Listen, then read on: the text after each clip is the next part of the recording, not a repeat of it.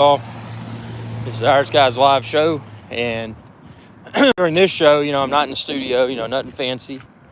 Just walking around, man, trying to burn some fat. That's all I'm doing.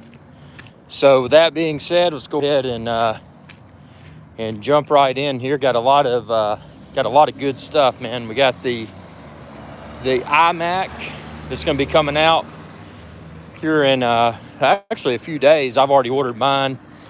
Stay tuned for the unboxing of the new iMac, and super excited about that. So I'll be doing the unboxing video, the review video. Performance wise, at least from a hardware perspective, the new iMac with Apple Silicon should be right on par with the MacBook Pro M1 and also the MacBook Air M1 and the Mac Mini M1, because they're all using the M1 chip. So it's just the beauty of the new iMac, though, is that you're getting that that really nice 4.5K display. So I'm switched to the iMac for my in the studio just for the sole purpose of having that really high resolution 4.5K display, and then also I can plug in my existing 3840 by 2160 monitor, which I use for my ATEM Mini Pro multi-view, but I can have that as a secondary monitor. Typically for me, for most any workflow, one monitor is enough. And I know there's a lot of people that, especially if you're dealing with financial institutions where they may have the need for multiple charts, multiple level 2 quotes, etc. But for most normal people, one monitor is probably sufficient. And I do most of my stuff on just a single 13-inch display in the MacBook Air M1. So that's more than enough monitor real estate for me. But when I'm doing exhaustive video editing, having my primary monitor to see the detail of the videos and the photos, having that 4.5K is going to be great for that. Just to make sure that, when I'm color grading videos, that, everything turns out perfect. And then I'll have my secondary monitor, my existing monitor, just for assets, the video clips that I've already filmed and edited, and I'm just plugging into the intro or the outro portion. So yeah, that's gonna be nice. So I'm excited about that. The Air 2S, as I'll say, Air 2S, yes. Air 2S is my favorite professional drone on the market today. But keep in mind, it won't recharge by way of USB. So, if you want ultra portability and the option to recharge with USB in the field, you're still going to want to go with the DJI Mini 2. And the DJI Mini 2 will do 4K video, but it doesn't have the 1-inch sensor like the DJI Air 2S. The biggest thing with the DJI Air 2S has been just the reliability of autofocus. That was a pain point that I had with Mavic 2 Pro. Although the Mavic 2 Pro had a 1-inch sensor, the Mavic 2 Pro's autofocus performance, even with the most recent firmware, was not 100% reliable for me. And, as I've mentioned many times, there's been a few key moments that the Mavic 2 Pro failed to capture because I was trusting autofocus, and I shouldn't have. I should have put it in manual focus. But that's the edge that Air 2S brings to the table, is that you're getting a 1-inch sensor on that camera, but you're getting rock solid autofocus. Something that Mavic 2 Pro could never consistently achieve. So it's huge, man. Great drone. Yep, so we got the drone talk. We've got a bunch of stuff, man. I mean, hope you're not trying to buy chicken, man. Apparently there's another chicken shortage. I was at one of my favorite chicken drive-thrus getting some chicken fingers, and they They were talking about the chicken shortage. They had a sign up, we won't have chicken strips because of the chicken shortage. So that's disappointing. I mean, begs the question, how will, I don't know, when will we have plentiful produce again and plentiful meat? We need this stuff. I mean, this is getting to be ridiculous. So, that being said, the economy is about to tank, and interest rates are about to go up. And let's see, what else? Just a bunch of fun stuff like that. I never watch the news because I don't trust it. But you can just look at, if you tune into financial sources, you can look at charts and develop your own opinions as to what may be going on. So, yeah, we're about to tank the entire economy. So, and again, that's just my opinion. So, take it for what it's worth. Do your own due diligence. Develop your own opinions. So, yeah, it's going to get nasty, really nasty before it even gets close to better. So be prepared. Buckle up. But with that being said, I mean, hopefully, there's a lot of opportunities right now. You just got to know. You got to know what to look for and when to pounce. And it's really not that difficult to figure out. So I'm going to be doing several videos within the next few weeks. Just some standard entrepreneurial type instructional videos. How do you do this? How do you do that? There's a lot of people, tons of people. Y'all come to me, you ask for advice, and I can share opinions, but I can't do it for you. There's been some people, and I love the questions, but some people have been like, well, can you help me get started, this, that, and the other? Yes, I do provide consulting services. So if you need social media consulting, hit me up. I'll send you a free quote. But, I also can provide motivational services. If you're an entrepreneur, you think you might be, I can potentially provide some encouragement and some, generic examples that may better enable you to start your journey as an entrepreneur. Because ultimately, when you're dealing with an economy like we're about to experience, we haven't seen anything yet. When you're dealing with that type of economy, one must innovate to be able to not only survive but to thrive. So, with that being the case, there's going to be a lot of opportunities that people can discover, but just discovery alone is not enough. People don't have to do anything, but discovery alone is not enough. You got to know how to look at that and say, okay, well, this seems that it's going to happen.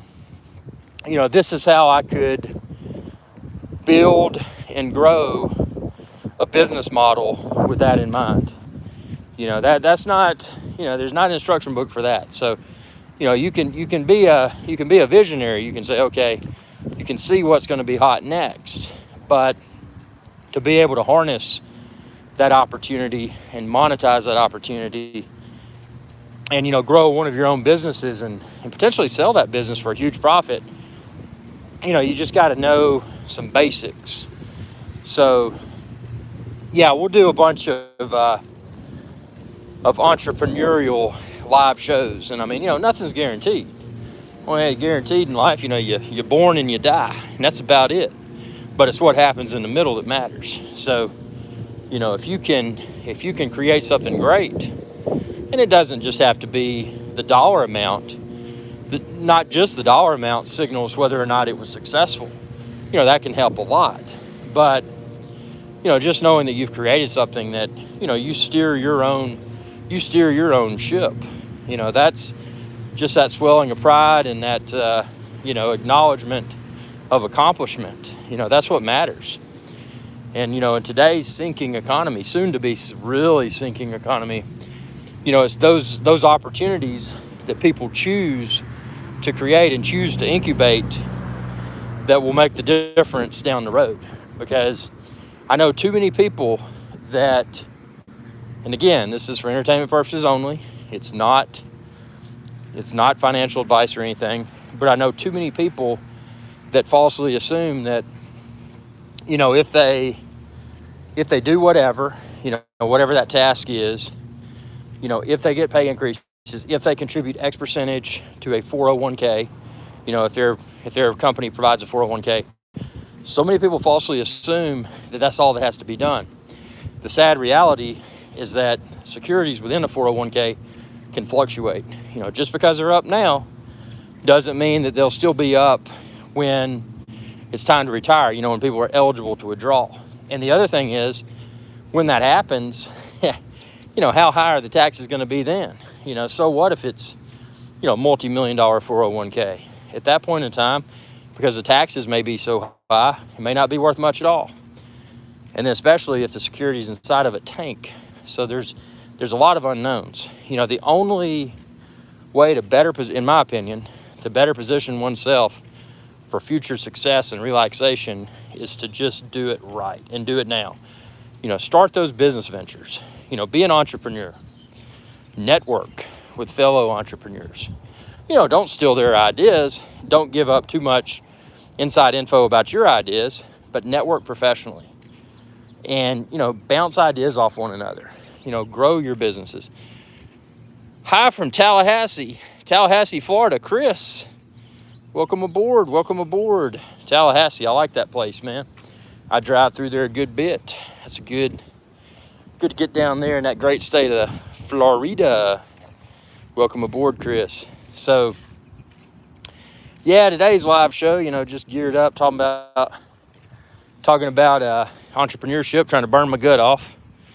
That's one thing that's important, man. You don't have to do anything, but it's probably the best thing to do is probably to exercise. And, exercise is not just a physical thing. Exercise is also a mental thing, because if you do anything for a prolonged period of time, there's stuff called burnout.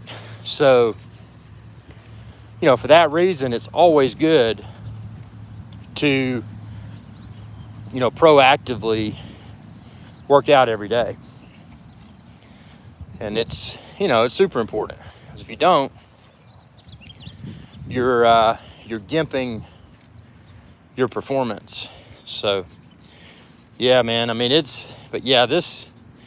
these next few weeks, and, I'm up any topics that y'all'd like to see addressed within upcoming live shows or just standard videos, let me know. And I'll try to whip up live shows and or videos to respond to those suggestions, because, I'm here, I'm a volume YouTube video producer.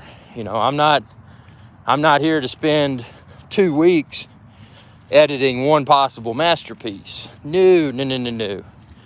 I am here to bring you as many videos as I possibly can. So, for that reason, your suggestions, they help me. They help me build my to-do list. And, that's important, constantly brainstorming, what's next, and what should the next video address? Is it a product? Is it a tutorial? Is it just a travel destination? Unfortunately, right now, because of the difficulties associated with travel, that's one of the favorite components of my channel, but because of all this virus junk's going around, or allegedly going around, whatever your stance is, it's messed up travel. You get an airport, you got to wait in line. It's just, you couldn't pay me to do it. And I hate to say that, because I love to travel, but yeah, not right now, not until they get all this mess cleaned up. So, yeah. So, that being said, it's a great time to really put your ideas to the test and see what happens. One thing that I always encourage people to do, people that come to me like, hey man, they come to me like, I want to start a business. Well, what are you interested in? Do you have an idea? And a lot of people don't, but some of them do. And the deterrent is, well, it's gonna require a X dollars minimal initial investment. Don't let that initial investment scare you away. If it's a highly speculative business strategy, only invest what you would be 100% comfortable losing. Because if it's a gamble, you could lose it all, and you could potentially see zero return on investment. And especially if your overhead was high, say you rented a brick and mortar office and you bought all kinds of equipment for that office, potentially you could incur a significant loss if your business plan didn't go as planned. So, with that being the case, something I encourage everyone to do is sit down, look at your idea. Be careful about who you share it with. Don't share all the intricacies, because there are people out there with ill intent. But, casually bounce it off people that you sincerely trust. Gauge their feedback as to whether or not you think that it could be a successful business venture, and then go from there. But always be prepared to lose it all. And again, in the example of if you're having to rent a physical storefront or whatever for your business, think about that. You might not, you may be locked into assuming you're leasing, you may be locked into a 6-month or 12-month lease. So if your business venture that requires a brick and mortar storefront goes belly up, you may be paying that rent and incurring a lot of debt for an extended period of time. And you got to factor in that situation, you got utilities. These storefronts, they require electricity. They require a bathroom. So you got water, you got electricity. There's all kinds of things. So, take all that into consideration, not just what you think is going to be the initial investment, but consider everything else. Ultimately, if you're creating a virtual business, a business that doesn't require, whatever storefront street address, it's just virtual. It's in the cloud, as they would want to say, on the internet. If you're doing that, you could potentially keep your operating cost extremely low. And, when you're looking for hosting, where are you going to host your website? Well, don't go to somebody else and tell them to set it up for you. Do what I do. Do it on the cheap, but do it high performance. I use Amazon Web Services. I spun up I use an Ubuntu Linux server. I run it lean as everything. I think I'm an EC2 is what Amazon calls their virtual server instances. I've got an EC2, I think it's small. And I've got 64 gigs of disk space on it. It is lean, because my strategy involves, having a website that's fast, that the monthly hosting cost is minimal, that can be scaled when the traffic ramps up. I've had to bump it up a few times. I started off with an EC2 micro, and now I'm at an EC2 small. But, just keeping it as lean as possible, making smart decisions. If you're hosting videos, a good way to really run up your operating cost would be to edit and publish those videos directly to your website. Someone would have to be a fool to do that, because every time somebody watches it, that's data transfer. Whereas if you do what I do, your website is very lean. It's just a bunch of embedded videos. That's what IRITSky.com is. It's videos that are embedded from YouTube. So when people watch those videos, they go to my website, they see the videos there. But when they play those videos, they're playing from YouTube. So, it's not consuming my web server's bandwidth. So it's not running up my monthly hosting. And, that there's ways to run a virtual business on the cheap. That's just one example. That's somebody like me that's a vlogger, a video blogger that's wanting to be budget conscious, have a fast website, have a website that I completely control because I'm root. I'm, the administrator of my Ubuntu Linux box. So, I'm not paying an individual or a company for Unix or Linux system administration, because I'm nerdy enough and I know how to do it myself. Now, again, if you weren't skillful enough to set up your own, if you don't have like a background in Linux or Unix, you may have to pay somebody for the initial setup. And you may have to anticipate, if you encounter an issue with your server, you may have to anticipate possible consulting fees to get it back up and running. Because when your web server is down, you are not earning. Well, at least you're not earning directly from that website.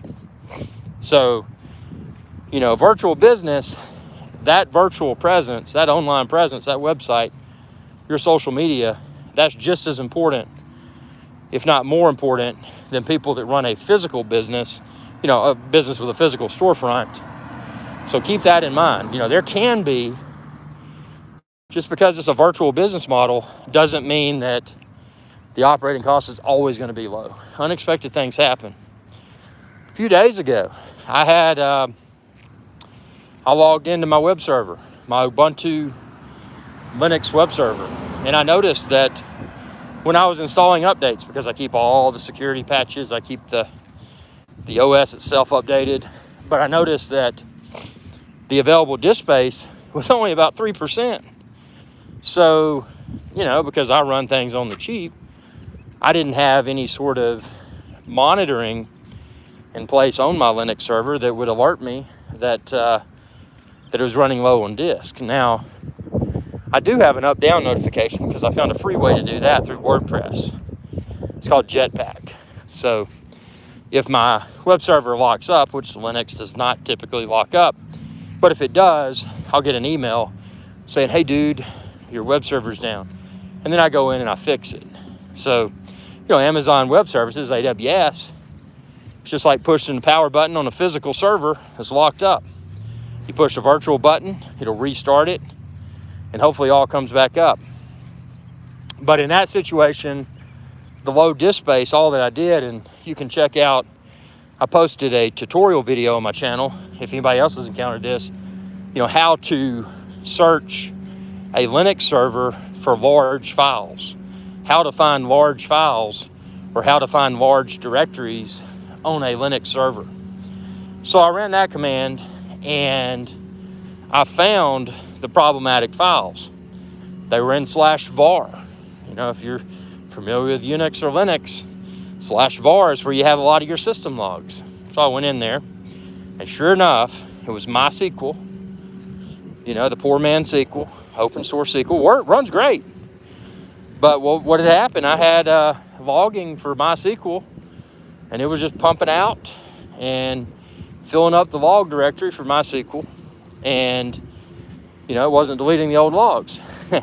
So I had two options. I could have gone in and configured it so that the logs would delete after X number of hours or days, or I could just disable MySQL logging altogether. Since I don't care about MySQL logging because I've got my MySQL server well tuned, in my opinion, I simply disabled MySQL logging. And by doing that, problem was fixed. Disabled the logging, went in, deleted all the existing log files for MySQL, and it was good to go. So, you can run a virtual business on the cheap, but, keep in mind, in the situation that I just illustrated, if you didn't have the technical expertise with Linux or Unix to troubleshoot and resolve that yourself, you'd potentially be out a few hundred or a few $1,000s for consulting. And keep in mind, consultants don't always have your best interest in mind. Ultimately, that's their job. So if they can stretch it out into more hours, they probably will. So don't assume that just because it should be an easy fix, that the resolution is going to be quick. Often it'll be stretched out. So, factor all that in. to your business plans. Kyle C, all right, dudes, party, no doubt. Kyle C is here. Welcome aboard. One of the most loyal viewers of the channel. Greatly appreciated. I shouldn't say viewer, I should say subscriber. Oh, and speaking of that, y'all, channel memberships. If you haven't become a member, consider doing so. You can click join, and you get a really cool badge if you decide to become a member of Irish Guys Adventure channel. That's really cool. And this live show and all the live shows, you can choose to super chat. And there's a little button down there by the chat window, and you hit it, you choose to hit it, and you can super chat. Just a great way to support the channel. Support the channel and, content like this. Not just this. I mean, I know this is kind of, it's just walking around, nothing fancy. But I do put a lot of editing and production quality into a lot of videos.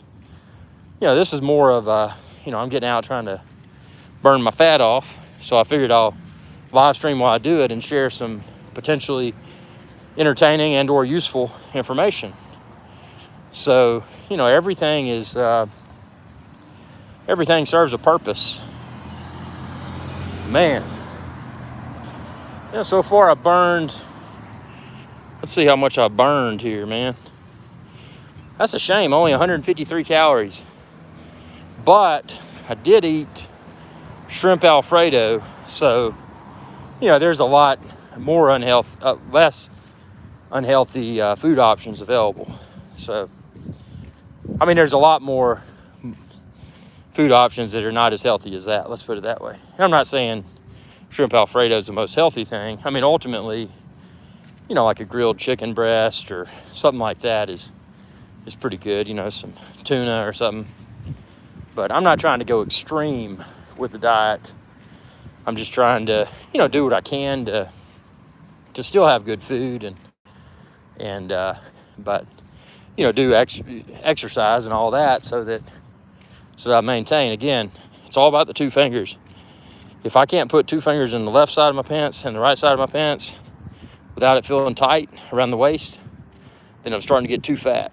So when that happens, I go on crazy diets. And that's what I'm doing now, man, is just getting on, I just drank a bunch of water.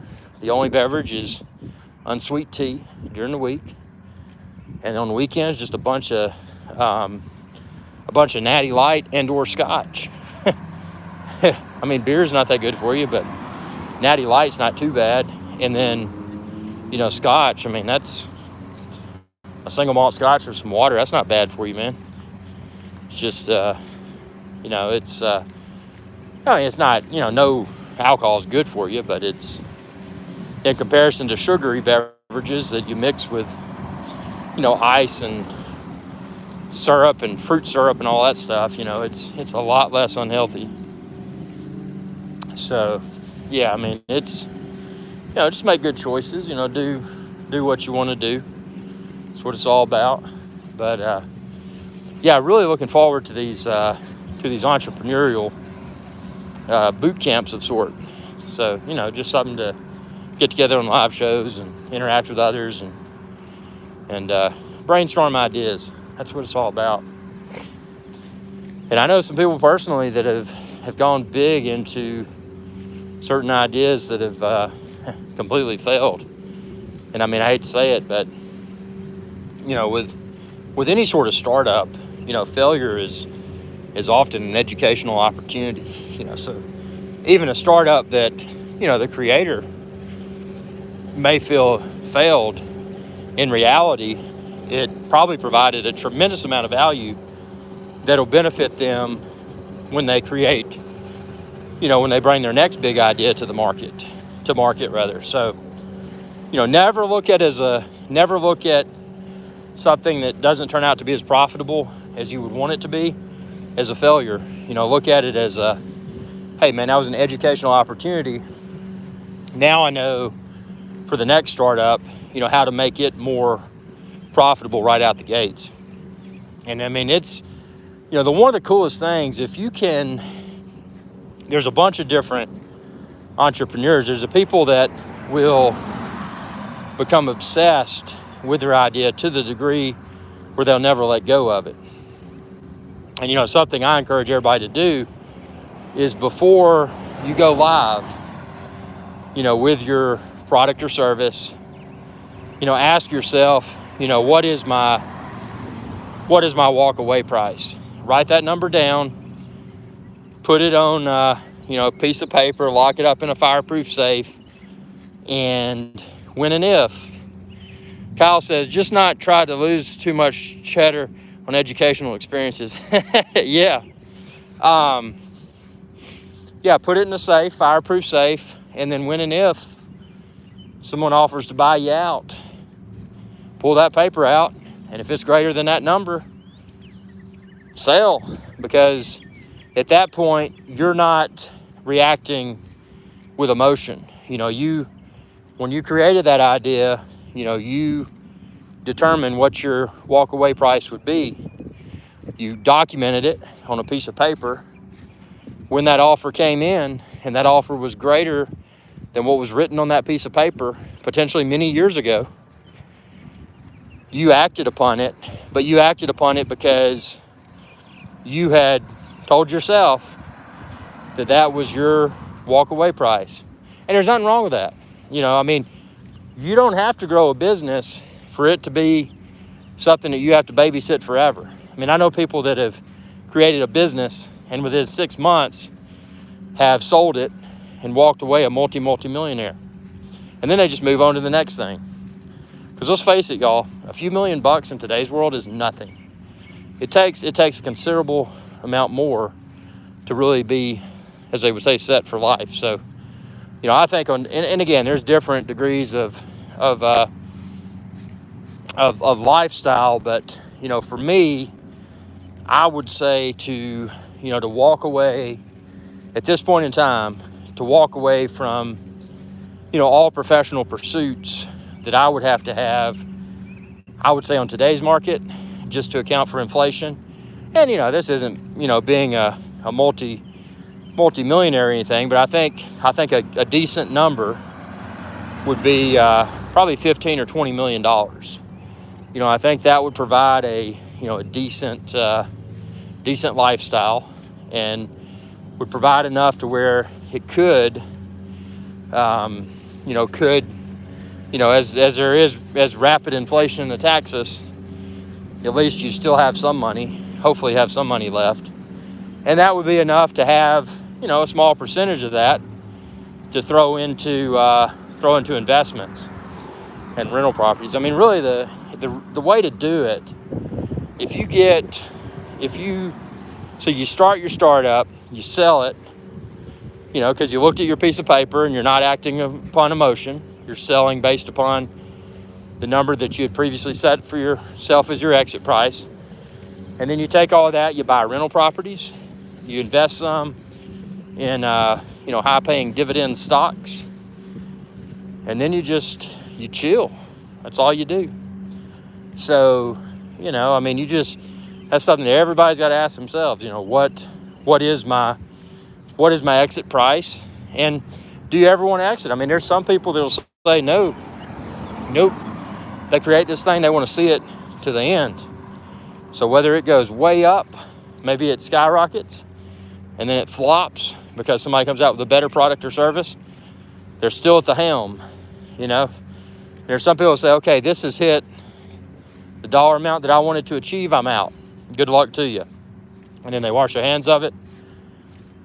And it's up to whomever the new owner or owners may be to make that company even more profitable or bury it.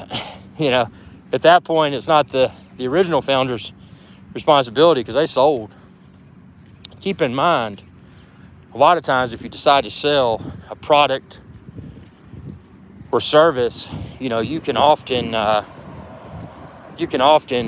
service, for example, you could still potentially own a percentage of it if you wanted to. And then, there's a lot of things, man. Check with your accountant for that kind of stuff, man. And your lawyer and all that good stuff. I'm rambling this on for entertainment purposes only, as what I feel is a motivated entrepreneur. So, you know, I do what I do. I'm a hustler, and that's what I like. I wouldn't have it any other way. But I do have my price in my safe. And, you know, when someone offers to buy me out, I won't act upon emotion. And I'm not selling Irish Guys Adventure Channel. Don't think about that.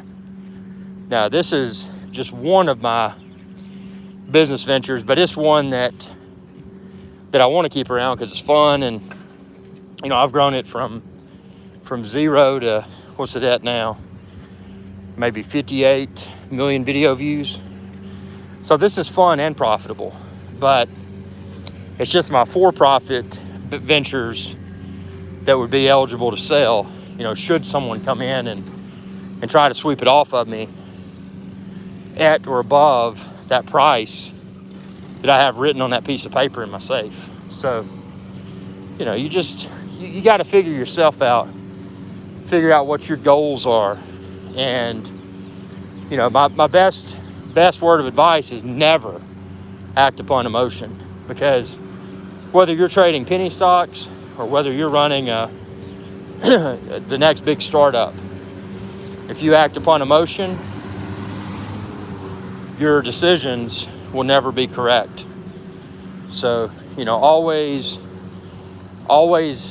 you know, keep yourself emotionally detached from business. Just remember that. That's important.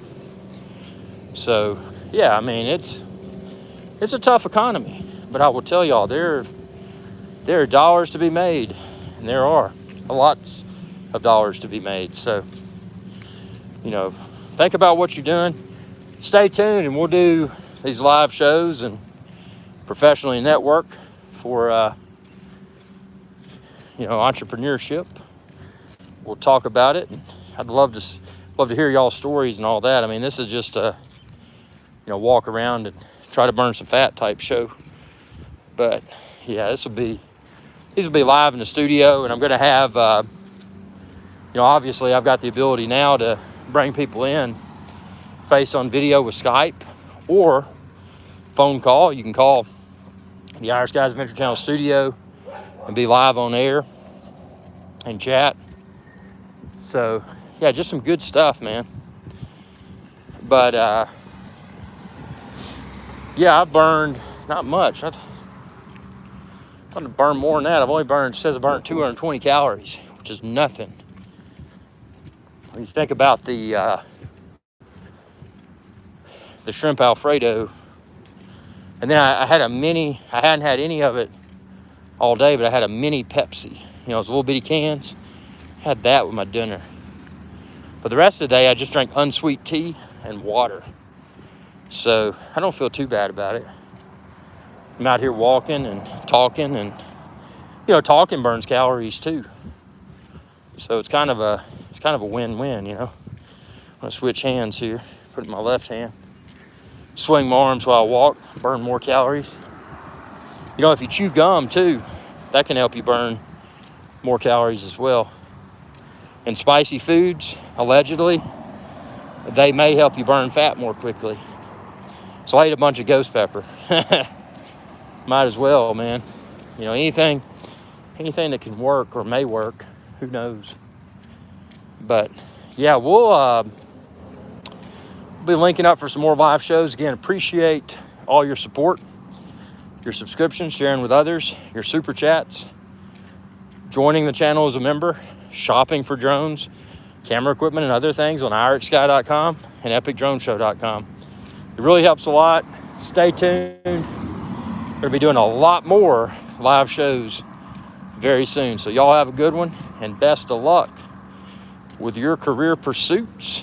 See you later.